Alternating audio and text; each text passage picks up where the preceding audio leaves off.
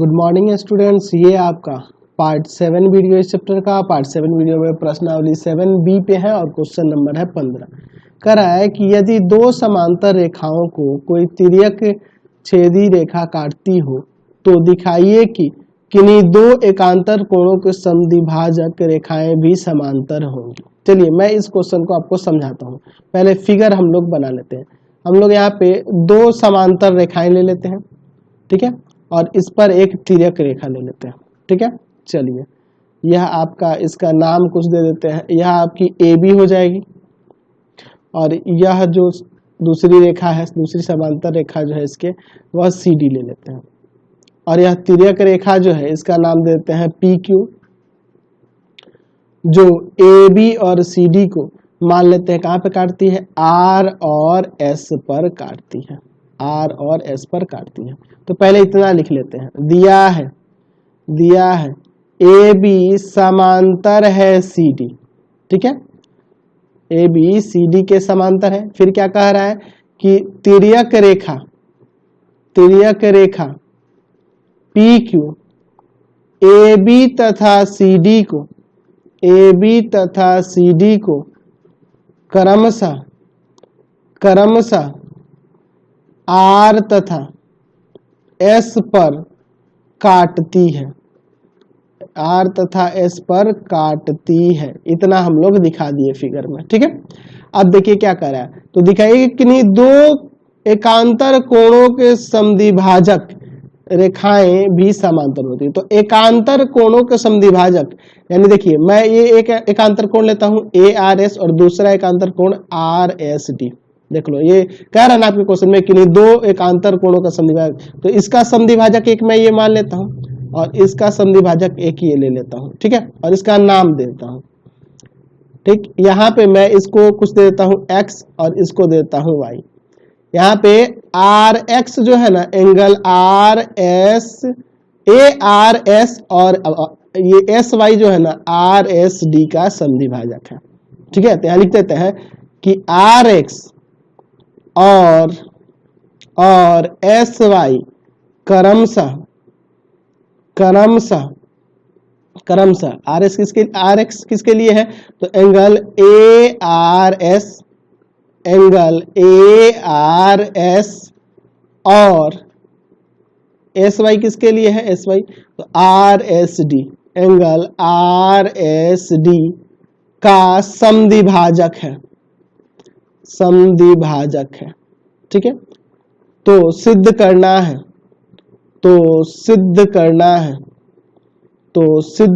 है, क्या सिद्ध करना है कि ये दोनों समद्विभाजक आपस में समांतर होंगे। समद्विभाजक रेखाएं समांतर होती हैं, यानी कि यहाँ पे RX जो है ना समांतर हो जाएगा SY के, ये RX SY के समांतर होगा, यह दिखाना है, ठीक है। चलिए अब मैं इसका प्रमाण यहाँ लिखता हूँ। समझिए अब इस बात को, जब भी सिद्ध करना होता है तो यहाँ प्रमाण लिखना होता है। अब समझिए इस बात को, यहाँ पे कह रहा है आपके पास कि RX और SY क्रमशः एंगल ARS और एंगल RSD का समद्विभाजक है। ये आपके पास दिया हुआ है, समद्विभाजक है। ये जो है इस एंगल का समद्विभाजक है और ये जो है इस एंगल का समद्विभाजक है। अच्छा, समद्विभाजक है तो मैं यहाँ पे लिख सकता हूँ कि एंगल XRS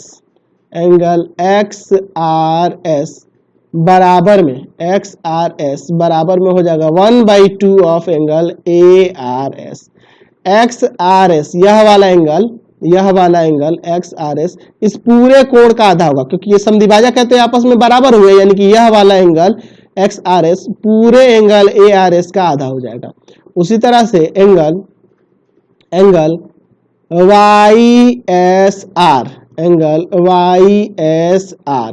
YSR भी आधा हो जाएगा एंगल RSD का, क्योंकि समद्विभाजक है ना यह, तो यह समद्विभाजक है तो यह वाला कोण इस पूरे का आधा हो जाएगा। सिंपल सी बात है। चलिए अब देखिए, मैं इन दोनों को चाहूं तो ये देखो, ये दो आके इसमें गुणा कर जाएगा तो हो जाएगा 2 एंगल XRS XRS बराबर में एंगल ARS, और इसे भी लिख सकते हैं 2 एंगल YSR, 2 एंगल YSR बराबर में एंगल RSD।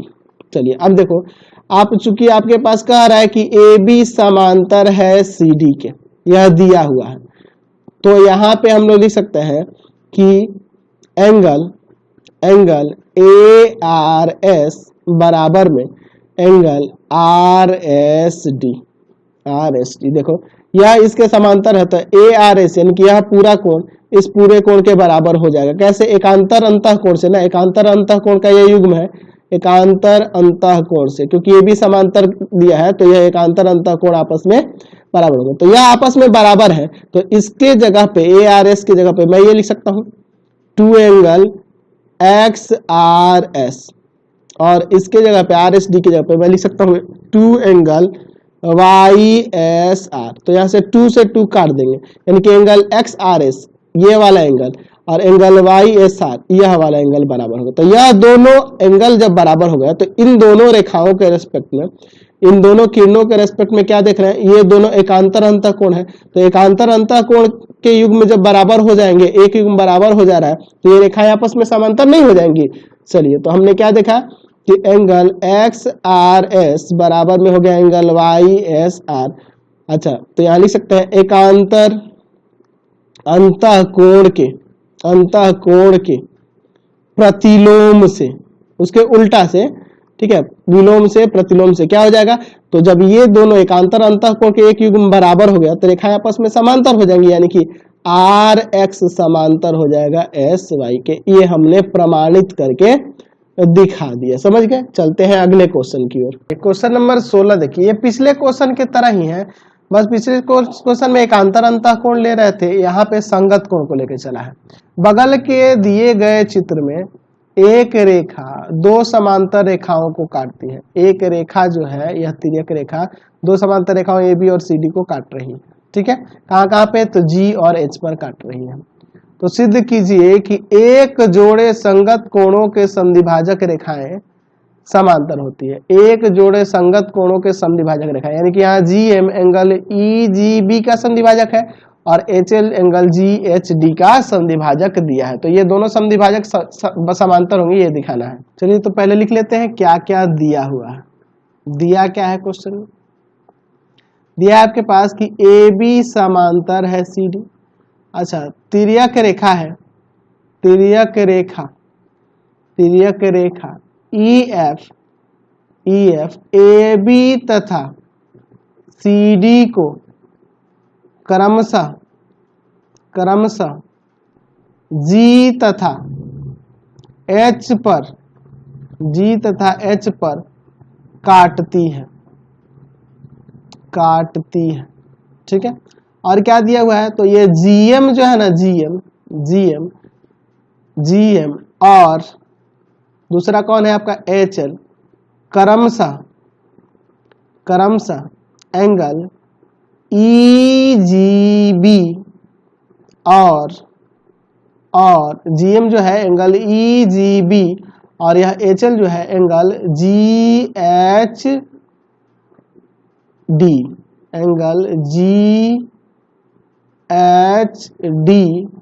का समद्विभाजक है। तो सिद्ध करना है, क्या सिद्ध करना है कि ये दोनों जो समद्विभाजक हो रहे हैं आपस में समांतर है। समद्विभाजक रेखाएं यानी कि GM और HL दोनों समांतर है, यह दिखाना है। चलिए, अब मैं इसका प्रमाण दिखाता हूं। चूंकि आपके पास दिया हुआ है कि कौन कौन सा GM और HL क्रमशः एंगल EGB और एंगल GHD का समद्विभाजक है,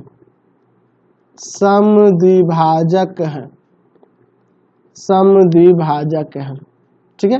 यहाँ पे ये समद्विभाजक है, तो मैं यहाँ पे लिख सकता हूँ कि यह वाला कोण यानी कि इसका ये वाला कोण इस पूरे का आधा होगा, या ये दोनों आपस में बराबर होंगे तो ये पूरे का आधा होगा ना, यानी कि एंगल EGM यह वाला कोण आधा हो जाएगा एंगल EGB का, है ना। इसे ऐसे भी लिख सकते हैं, ये आके इसमें गुना कर जाएगा 2 एंगल EGM बराबर में एंगल EGB, ठीक है। अच्छा, उसी तरह से जब यह समद्विभाजक है तो यहाँ वाला कोण यानी कि एंगल GHL बराबर हो जाएगा आधा किसका, तो एंगल GHD का, क्योंकि समद्विभाजक है तो यह समद्विभाजक है तो यह वाला एंगल पूरे का आधा होगा, ठीक है। यानी कि इसको ऐसे लिख सकते हैं, यहाँ किस में गुना कर जाएगा 2 एंगल GHL बराबर हो जाएगा एंगल GHD के, हो जाएगा ना। चलिए अब फिगर में देखो यहाँ पे, इसको मैं नीचे ले लेता हूँ। चलिए अब देखो, तो यहाँ पे देखो यह पूरा कोण इस पूरे कोण के बराबर होगा ना, संगत कोण के युग्म है ना। चूंकि AB समांतर दिया ना CD के, चूंकि AB समांतर CD दिया है तो यहाँ पे आप लिख सकते हो ना कि एंगल EGB बराबर एंगल GHD, क्योंकि ये संगत कोण के युग्म है और जब समांतर है रेखा है तो संगत कोण के युग्म तो बराबर होंगे ना। चलिए, तो EGB के जगह पे हम लोग ये वाला एंगल लिख सकते हैं 2 एंगल EGM, और GHD के जगह पे यहाँ पे 2 एंगल GHL लिख सकते हैं। तो 2 से 2 कट गया, एंगल EGM बराबर में एंगल GHL, EGM ये वाला और GHL ये वाला, तो ये दोनों बराबर हैं। तो अगर इन दोनों रेखाओं के लिए देखें GM और HL के लिए, तो ये दोनों संगत कोण के युग्म है और ये संगत कोण के युग्म बराबर हो जा रहा है, तो लिख सकते हैं संगत कोण अभिगृहित के प्रतिलोम से, यानी प्रतिलोम वाला जो अभिगृहित था ना उसके अनुसार प्रतिलोम से, ठीक है। जब ये संगत कोण के युग्म बराबर है तो रेखाएं समांतर नहीं हो जाएंगी, यानी कि GM समांतर हो जाएगा HL के। यहां से हमने प्रमाणित करके दिखा दिया, समझ गए। चलते हैं अगले क्वेश्चन की ओर। क्वेश्चन नंबर 17 देखिए, पिछले क्वेश्चन वाला ये फिगर इसलिए मैंने ले लिया ना क्योंकि ये जो है ना क्वेश्चन, ये आपका उसी टाइप का है क्वेश्चन, बस उसका रेसिप्रोकल है। देखो क्या कह रहा है, दो रेखाओं को कोई तिर्यक रेखा इस प्रकार प्रतिच्छेद करती है। देखिए यह AB और CD हमारे पास दो रेखाएं, इस पे एक तिर्यक रेखा ये इस तरह प्रतिच्छेद करती है कि संगत कोणों के एक युग्म के कोणों का जो समद्विभाजक जो है वह समांतर है। अच्छा देखिए क्या कह रहा है, इसके संगत कोण हम लोग ले लेते हैं EGB और GHD, इन दोनों संगत कोणों के कोणों का समद्विभाजक, यानी आपके पास यहाँ पे दिया हुआ है, यहाँ पे संगत कोणों के समद्विभाजक ये और ये आपस में समांतर है, ये आपस में समांतर है, तो हमें दिखाना है कि यह AB और CD समांतर होगा। अब की बार उल्टा दे दिया, पिछले क्वेश्चन क्या उल्टा दिया है, दिया है कि तिर्यक रेखा EF AB और CD को क्रमशः कहाँ काट रही है, G और H पर प्रतिच्छेद करती है या काटती है, ठीक है। अच्छा अब क्या दिया हुआ है, तो आपके कह रहा है कि संगत कोणों के एक युग्म के कोण का समद्विभाजक समांतर है। अच्छा यानी कि यहाँ पे दिया हुआ है यह कि GM और HL क्रमशः एंगल EGB और एंगल GHD का समद्विभाजक है, और जो इसके जो समद्विभाजक है ना वो आपस में समांतर है, यह भी दिया है, यानी कि GM और समांतर है HL के, GM समांतर है HL के। तो सिद्ध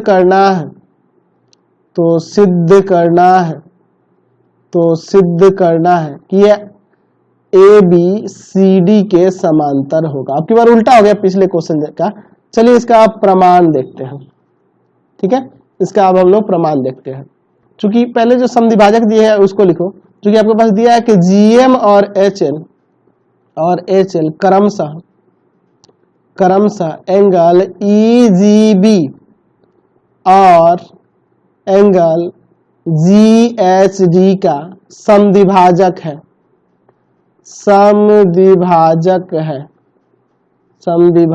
अच्छा, समद्विभाजक है यानी कि यहाँ पे आप कह सकते हो कि एंगल, ये वाला एंगल ले लें, यही वाला ले लेते हैं कि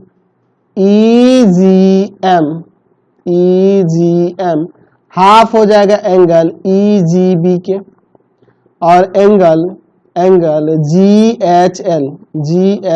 ये वाला एंगल GHL हाफ हो जाएगा एंगल GHD के। हो जाएगा ना, समद्विभाजक है इसलिए। चलिए अब देखो इसके बाद, चूंकि आपके पास दिया है कि GM समांतर है HL के, यह दिया हुआ है, तो यह दोनों समांतर है, यह इसके समांतर है, तो यहां से हम लोग ये दोनों कोण बराबर नहीं दिखा सकते हैं, यानी कि एंगल EGM बराबर में एंगल GHL, ये संगत कोण के युग्म है ना जी। और संगत कोण के युग्म बराबर कब होते हैं, जब ये रेखाएं समांतर। तो ये दोनों रेखाएं समांतर है, GM और HL समांतर है, तो एंगल EGM और GHL ये दोनों बराबर हो जाएगा, क्योंकि संगत कोण के युग्म है और ये बराबर हो जाएंगे। चलिए अब देखो इसके जगह पे मैं ये लिख सकता हूं 1/2 एंगल EGB, और GHL के जगह पे यहाँ पे ये वाला लिख देता हूँ 1/2 एंगल GHD। तो 1/2 हट जाएगा, यानी कि यहाँ से आ जाएगा एंगल EGB बराबर में एंगल GHD। तो यह पूरा बराबर हो गया।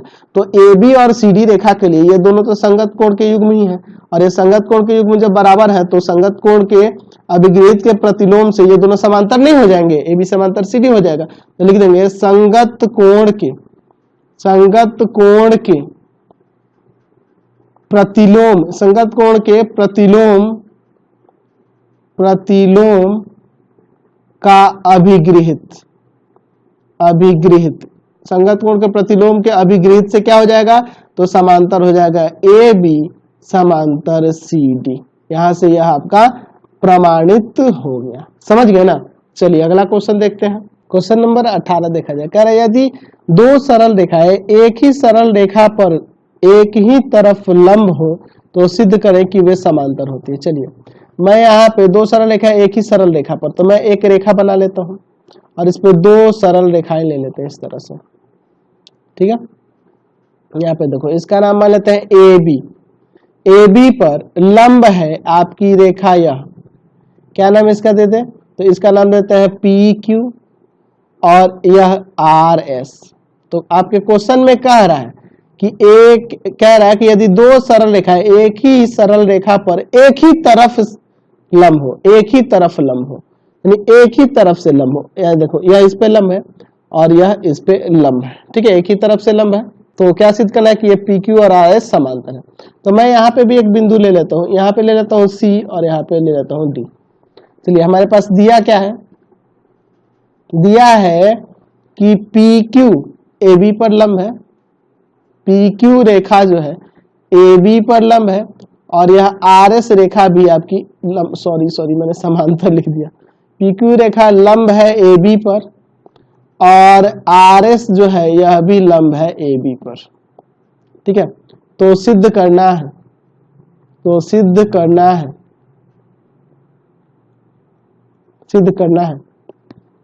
PQ जो है ना समांतर हो जाएगा RS के। चलिए इसका प्रमाण देखो, सिंपल सी बात है यार। आप देखो यह इस पे लंब है, यह इस पे लंब है, तो यहाँ पे एंगल PCD बराबर में 90 हो जाएगा। क्यों, क्योंकि आपका देख लो यहाँ पे PQ जो है लंब है AB पर। ठीक है, PQ लंब है AB पर, तो एंगल PCD 90 हो जाएगा। अच्छा, एंगल RDC यह भी आपका 90 हो जाएगा। क्यों 90 हो जाएगा? क्योंकि आपका आर एस जो है यह भी लंब है ए बी पर। अच्छा, इन दोनों का योग देखो, एंगल पी सी डी और plus angle R D C, P C D और आर डी सी, इन दोनों का योग जो होगा 90 90 180 हो जाएगा ना। तो देखो यह दो रेखा है और एक तिर्यक रेखा का काम कर रहा है जिनको सी और डी पे काट रहा है। तो यहाँ वाला एंगल, यहाँ वाला एंगल, तो तिर्यक रेखा के एक ही तरफ के अंतः कोणों का योग आपका 180 हो जा रहा है। तो यहाँ लिख सकते हैं एक ही तरफ के अंतः कोण के प्रतिलोम से, इसके उल्टा से, प्रतिलोम से क्या हो जाएगा? इसके प्रतिलोम से। तो इन दोनों एक ही तरफ के अंतः कोण का योग अगर 180 हो जा रहा है तो रेखाएं समांतर हो जाएंगी ना, पी क्यू समांतर हो जाएगा आर एस। तो सिंपल सा ये था, यहाँ से ये आपका प्रमाणित हो गया। चलिए एक और क्वेश्चन बचा है, चैप्टर खत्म हो जाएगा। चलिए क्वेश्चन नंबर 19 देखिए, कह रहा है बगल की आकृति में देख रहे हैं एम और एन दो समतल दर्पण एक दूसरे के समांतर है। एम और एन समतल दर्पण है, एक दूसरे के समांतर है। यदि आपतित किरण ए बी एक आपतित किरण है, यहाँ पे टकरा रही है बी बिंदु पर, और फिर कह रहा है कि दर्पण एम के साथ 30 डिग्री का कोण बनाए, तो सिद्ध करिए कि दर्पण एन से परावर्तित किरण सी डी, दर्पण एन के साथ परावर्तित किरण सी डी जो है यहाँ पे भी 30 डिग्री का ही कोण बनाएगी। ये आपको साबित करके दिखाना है। चलिए पहले लिख लेते हैं दिया क्या है। दिया है हमारे पास कि एम जो है समांतर है एन की, ए बी आपतित किरण है, आपतित चाहो तो लिख सकते हो, नहीं तो नहीं भी लिखोगे तो कोई दिक्कत नहीं, आपतित किरण है। और मैं इसमें थोड़ा सा नाम दे देना चाहूंगा, इसका नाम दे देता हूँ P, इधर दे देता हूँ Q, यहाँ पे दे दो R, यहाँ पे दे दो S, ठीक है। ए बी आपतित किरण है जो दर्पण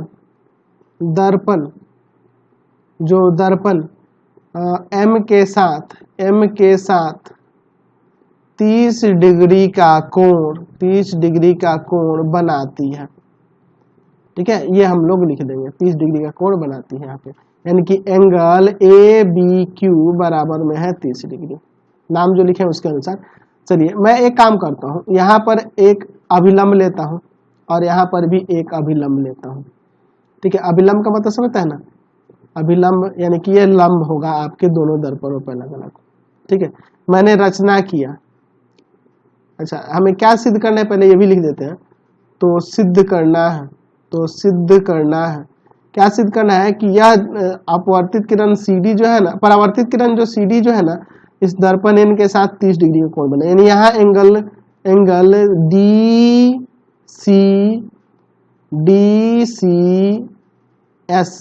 DCS बराबर में 30 डिग्री आएगा, ये हमें दिखाना है।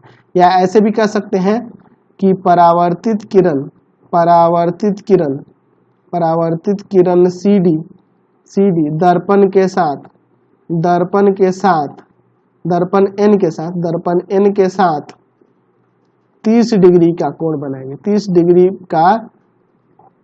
डिग्री का कोण बनाएगी, ये हमें साबित करना है। चलिए मैं यहाँ पे रचना में लिखता हूँ। रचना में क्या लिखता हूँ? अभिलंब के लिए है, इसका नाम कुछ दे दिया जाए, यहाँ पे O देते हैं और यहाँ पे क्या दे दें, और इसमें कुछ दे दिया जाए, M दे देते हैं, ठीक है, M दे देते हैं। चलिए रचना में क्या किया है कि OB लंब किसके, PQ लिख देते हैं, और MC लंब SR खींचे, ये अभिलंब लिए है, ठीक है। MC ये आपका लंब है, SR खींच रहे हैं, तो ये अभिलंब है। चलिए अब इसका प्रमाण देखो। अब देखो यहाँ पे यह अभिलंब है, तो यहाँ वाले ये दोनों कोण बराबर होंगे ना। चलिए तो मैं यहाँ लिख सकता हूँ कि एंगल ABO बराबर में एंगल CBO। ऐसा क्यों? तो ये हो जाएगा परावर्तन के दूसरे नियम से आपतन कोण परावर्तन कोण के बराबर होता है। तो मैं यहाँ पे इसको भी थीटा मान लेता हूँ और इसको भी थीटा, तो ये दोनों बराबर होंगे तो थीटा ही होंगे।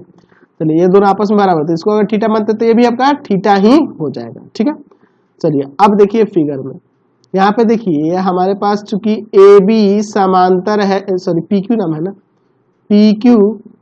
पी क्यू समांतर है एस आर के, यानी आपके पास यह दिया हुआ है, दिया नहीं है एम समांतर है इनके, दिया ना एम समांतर है इनके, तो जब एम समांतर है इनके यानी कि पी क्यू समांतर है एस आर के, इसलिए हम लोग यहाँ कह सकते हैं, इसलिए क्या कह सकते हैं कि जो आपके लंब है ओ बी समांतर हो जाएगा एम सी के, यह ओ बी समांतर हो जाएगा एम सी के। क्यों समांतर होगा? क्योंकि समांतर रेखाओं पर खींचे गए लंब आपस में समांतर होते हैं।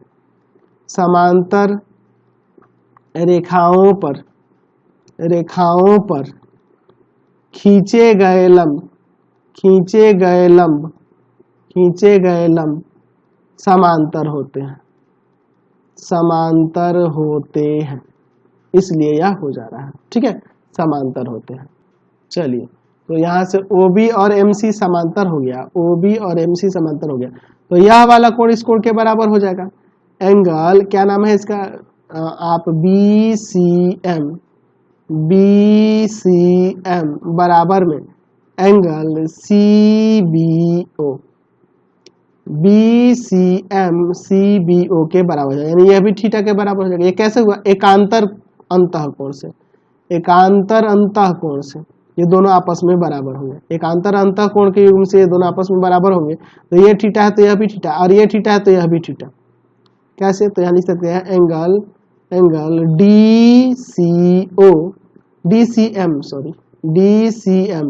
DCM बराबर में एंगल आपका BCM होगा। क्यों होगा? वही परावर्तन के दूसरे नियम से, परावर्तन के दूसरे नियम में क्या था कि आपतन कोण परावर्तन कोण के बराबर होता है, दूसरे नियम से। ठीक है, चलिए यानी कि यह भी आपके थीटा हो जाएगा। ठीक है, यह थीटा, यह भी थीटा, तो ये सब थीटा हो गया। यानी कि यहां से अब देखो एंगल CBA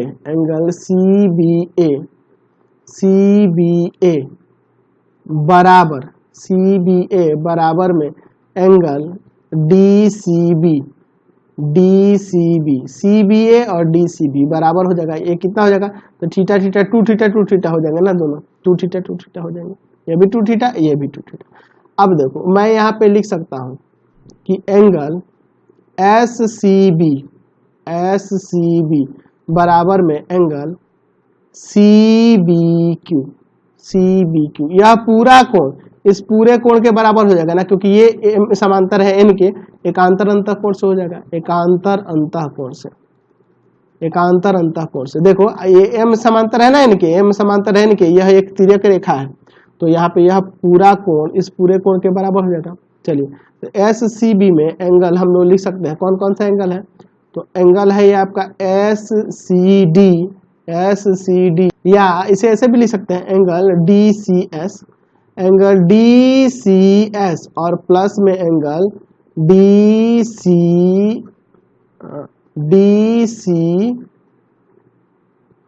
क्या हो जाएगा? ये आप DCB ना, DCB देख लो। मैं यहाँ SCB के जगह पे यहाँ पे DCS और DCB इन दोनों को अगर मैं मिला दूं तो यही ना पूरा कोण हो जाएगा बराबर में। देखो इसको CBA की बात करें, CBA के, तो ये दोनों कोणों को जोड़ लेंगे, यह वाला और यह वाला, यानी कि एंगल हो जाएगा CBA और प्लस में एंगल ABQ। चलिए अब अगर बात करें DCS, तो देखो यहाँ पे DCS, इसको ऐसे ही रहने देते हैं, DCS प्लस में एंगल DCB, तो ये DCB हम लोग 2 थीटा लिए है ना, और CBA भी आपका 2 थीटा है, ऊपर देख लो, और बराबर में है आपका, प्लस में है आपका ABQ, तो ABQ कितना डिग्री का कोण बना है? 30 डिग्री। 2 थीटा कट गया, यानी कि एंगल DCS जो आ गया वह 30 डिग्री आ गया। यानी हमने यहाँ पे यह दिखा दिया कि यहाँ भी 30 डिग्री का कोण ही बन रहा है। यानी यहाँ पे कह सकते हैं कि परावर्तित किरण CD दर्पण के N के साथ 30 डिग्री का कोण बनाती है। अतः परावर्तित किरण CD दर्पण N के साथ 30 डिग्री का कोण बनाती है। तो आपका चैप्टर यह कंप्लीट हो गया। प्लीज आप चैनल को सब्सक्राइब करेंगे, वीडियो को लाइक शेयर करेंगे और इससे रिलेटेड वीडियो देखने के लिए सीधे डिस्क्रिप्शन में जाएंगे, आपको पूरे बुक का लिंक डिस्क्रिप्शन में मिल जाएगा, है ना। और मेरे other channel pathfinder classes Chhapra को भी सब्सक्राइब कर लेंगे। Thanks for watching the video.